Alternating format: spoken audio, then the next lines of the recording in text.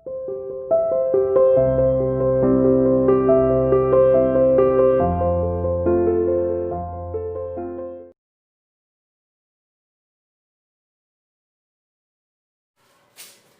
morning 9th class students, this is your English teacher and I welcome you to your online classes.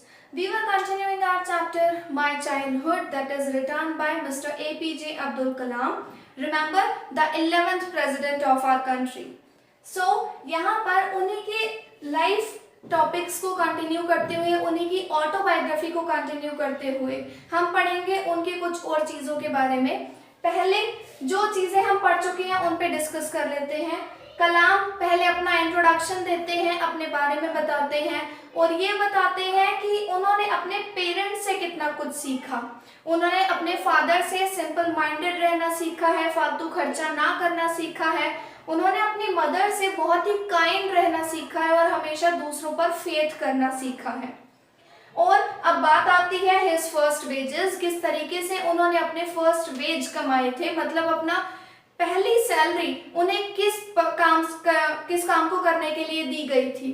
तो इस first veg के लिए जो question बनता है वो अगर पूछा जाता है आपसे कि उसके फर्स्ट वेज क्या थे, आई थिंक यू रिमेम्बर, यहाँ पर हमने दो चीजें पढ़ी थी। एक था कि सबसे पहले उसने टैमराइन सीड्स बेचे थे। आई नो हम उन्हें वेजेस का नाम नहीं दे सकते हैं, लेकिन फिर भी एक तरीके से उन सीड्स को बेचकर कुछ पैसे तो मिलते थे उनसे। That is also a part of salary, that is also a part of wage. And second is, अगर हम बात करें कि जब न्यूज़पेपर बंडल को उठाने की बात थी चलती ट्रेन से, जब उनके कजिन शमसुद्दीन की उन्होंने हेल्प की थी, उस टाइम पर भी उन्हें वेजेस मिले थे। So don't need to be confuse, आपको यहाँ पर परेशान होने की जरूरत नहीं है। आप अपने क्वेश्चन में दोनों ही आंसर्स लिखेंगे। First you will mention about the wages related to tamarind seeds, and after that in the next paragraph you will write about the newspaper bundles that had to be picked up from the moving train. Now coming towards our third point, we will start from this point here. He is asked not to sit among high caste students. ऐसा एक दिन होता है जब आप actually एक ऐसी society में रहते हैं जहां पर भेदभाव नाम की कोई चीज आपको सिखाई नहीं जाती। आपको ये बताया जाता है कि इंडिया एक ऐसी कंट्री है जहां पर सभी लोग बराबर रहते हैं, सभी लोग एकता से इकट्ठे होकर रहते हैं। लेकिन ऐसे में जब उसे एक दिन एक टीचर ने आकर ये कह दिया कि तुम यहाँ से खड़े हो, एक ब्राह्मण लड़के के साथ मत बैठो, at that time he felt very bad, he was very sad and he told the incident to his parents and to his friends' parents also. यहाँ पर जब उसे मना कर दिया जाता है कि तुम हाई कास्ट स्टूडेंट्स के बीच में नहीं बैठ सकते, वहाँ पर हाई कास्ट स्टूडेंट्स कौन है? उसके जो फ्रेंड्स हैं, उसके friends, I think you remember, उसके फ्रेंड्स जो है वो है प्योर ब्राह्मण फैमिली से बिलोंग करने वाले बच्चे। तो ऐसे में जब किसी टीचर ने आकर उसे कह दिया कि तुम इनके साथ नहीं बैठ सकते, तुम इनसे बिलोंग नहीं करते, ऐसे में ही फेल्ट वेरी बैड। और उस टाइम पर उसने ये बात अपने घर पे शेयर करी और इवन अपने जो उसके फ्रेंड्स थे उन्होंने भी ये बात घर पे जाके शेयर करी। और क्या उसका रिजल्ट निकलता है ये आई थिंक आप बुक में पढ़ेंगे तो ज्यादा अच्छा रहेगा। Let's come towards our fourth point. Kalam's teacher breaks social barrier. Barrier का मतलब रुकावटें। कलाम का एक और टीचर था, एक टीचर तो ऐसा था आप देखिए जिसने उसे खड़ा कर दिया और उसके दोस्तों के साथ बैठने से मना कर दिया ये कहकर कि तुम इनसे बिलोंग नहीं करते हो। और एक टीचर, साइंस टीचर, वो इतना अच्छा टीचर था जो सोसाइटी के जो बचे कुचे लोग भी थे ना, जो ज्यादा ऑर्थोडॉक्स थे, कट्टरपंथी जो लोग थे, उन्हें भी, उनकी भी सोच बदलने की कोशिश की उस साइंस टीचर ने। वो कलाम को अपने घर बुलाते हैं, उससे साथ बिठाकर खाना खिलाते हैं, जबकि वो खुद एक ऑर्थोडॉक्स फैमिली से बिलोंग करते थे, लेकिन उनकी थिंकिंग बहुत फ्री थी, उनकी थिंकिंग बहुत लिबरल थी। And he wants to go to Ramanathapuram. आपने पढ़ा है कि वो रहता है रामेश्वरम के अंदर, लेकिन हर किसी को अपनी लाइफ में चेंज लाने के लिए आगे बढ़ना जरूरी होता है। तो ऐसे में वो रामेश्वरम को छोड़कर रमनाथपुरम अपनी स्टडीज़ को कंटिन्यू करने के लिए जाता है ताकि वो अपनी लाइफ में आगे सक्सेस पा सके, सक्सीड कर सके और कुछ अच्छा अचीव कर सके। चलिए अब इन 3 पॉइंट्स को हम अपनी टेक्स्ट बुक के अंदर पढ़ते हैं और फिर देखते हैं कि आपने एपीजे अब्दुल कलाम से कितना कुछ सीखा। Let's continue our text now. One day, when I was in the 5th standard at Rameshwaram Elementary School, a new teacher came to our class. एक दिन जब मैं रामेश्वरम एलिमेंट्री स्कूल की 5वीं क्लास में पढ़ता था, स्टैंडर्ड मतलब क्लास, उस टाइम पर एक नया टीचर हमारी क्लास में आया। I used to wear a cap which marked me as a Muslim. आपने कई बार देखा होगा मस्जिद में भी या नमाज़ पढ़ते टाइम भी जो लोग हैं, मैं फ़िल्म्स की बात कर रही हूँ, रेगुलर में शायद किसी ने देखा हो या ना देखा हो, लेकिन जो मुसलमान होते हैं वो ज़्यादातर वाइट कलर की कैप अपने सर पर रखते हैं। यहाँ बॉयज़ की बात हो रही है या मेल पर्सन्स। सो जो अब्दुल कलाम था जब वो छोटा था उस टाइम पर भी वो एक वाइट कलर की कैप पहना करता था जो उसे मुस्लिम की पहचान दिलाती थी। And I always sat in front row next to Ramanand Shastri, और मैं हमेशा ही रामानंद शास्त्री के साथ बैठता था। हु रोट द, जिसने एक सेक्रेड थ्रेड पहना हुआ था, मतलब पवित्र धागा पहन रखा था।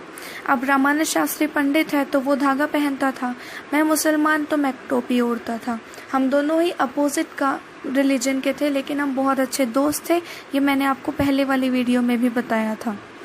The new teacher could not stomach a Hindu priest's son sitting with a Muslim boy. जो नया टीचर आया था, could not stomach एक फ्रेज़ है जिसका मतलब है कि हजम ना होना। कहते हैं यहाँ खाना हजम ना होने की बात नहीं है, बल्कि ये बात उसे अच्छी नहीं लगी, हम कह सकते हैं। उस नए टीचर को ये बिल्कुल भी अच्छा नहीं लगा कि एक हिंदू पुजारी के बेटे के साथ एक मुस्लिम लड़का बैठा था। In accordance with our social ranking, और जैसा कि हमारे सोसाइटी के लोगों की थिंकिंग है, as the new teacher saw it, जब उस नए टीचर ने ये देखा, I was asked to go, मुझे कहा गया कि मैं खड़ा हूँ और पीछे सबसे पीछे वाले बेंच पर जाकर बैठ जाऊँ। आई फेल्ट वेरी सैड, मुझे बहुत बुरा लगा। And so did Ramanand Shastri, और मेरे दोस्त रामानंद शास्त्री को भी इतना ही बुरा लगा। He looked utterly downcast. वो बिल्कुल नीची नज़रें कर कर नीचे देखने लगा। As I shifted to my seat in the last row, वो बहुत निराश नीची नज़रें करके देखने लगा जब मैं आखिरी सीट पर बैठा। The image of him weeping when I shifted to the last row left a lasting impression on me. जब मैं अपनी सीट छोड़कर पीछे जा रहा था और तब मैंने उसे रोते हुए देखा, तो उसकी रोती हुई इमेज मेरे दिल पर बहुत गहरा असर कर गई। After school we went home, school के बाद हम घर गए। हमने अपने अपने पेरेंट्स को उस इंसिडेंट के बारे में बताया। लक्ष्मण शास्त्री ने, जो कि पुजारी थे हमारे रामेश्वरम मंदिर के सबसे बड़े पुजारी, समन द टीचर, समन मतलब बुलाना, उसी टाइम टीचर को बुलाया। एंड इन आर प्रेजेंस, और हमारी ही प्रेजेंस के आगे, मतलब हम वहाँ पर प्रेजेंट थे हमारे आगे ही, told the teacher that he should not spread the poison of social inequality. Teacher से ये कहा उस पुजारी ने कि आपको बच्चों के बीच में ऐसे सोशल भेदभाव नहीं पैदा करना चाहिए।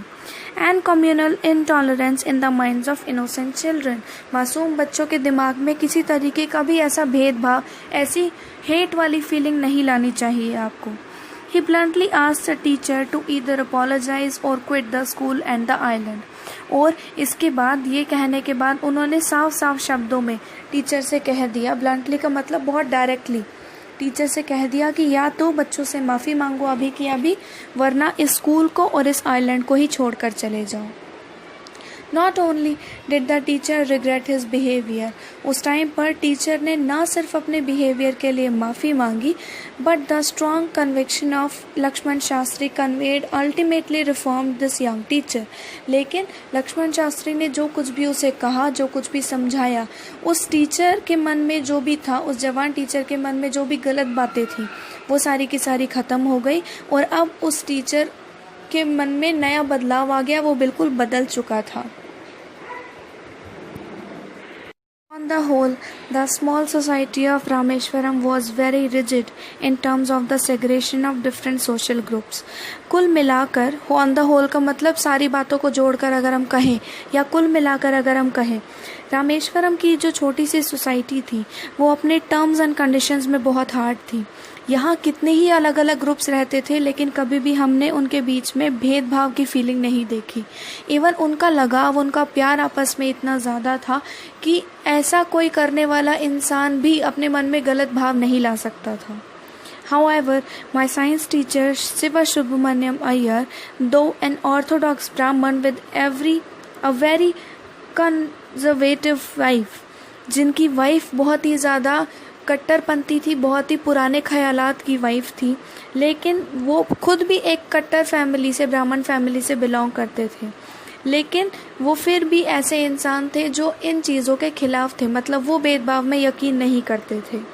He did his best to break social barriers. उसने पूरी कोशिश की, मेरे टीचर, साइंस टीचर ने पूरी कोशिश की कि सारे सामाजिक बुराइयों को तोड़ा जा सके, उन सारी बाधाओं को दूर किया जा सके, so that people from varying backgrounds could mingle easily, ताकि अलग अलग बैकग्राउंड से बिलोंग करने वाले लोग भी आपस में मिलजुल कर रह सके। मिंगल का मतलब होता है मिक्स हो सके आपस में।